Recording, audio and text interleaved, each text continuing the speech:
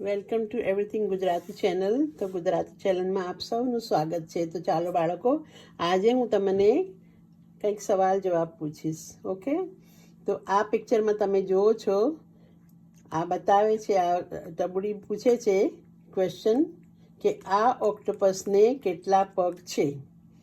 તો આપણે ગણીએ કે આ ઓક્ટોપસને કેટલા પગ છે. રાઈટ, 1 2 3 4 5 6 7 ને 8.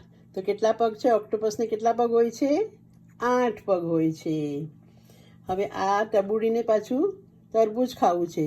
આ ભૂખડી બારસને કેટલા તરબૂચ ખાધા છે? એણે કેટલા ખાધા તરબૂચ? જો અહીંયા ગણો. 1 2 3 ને 4.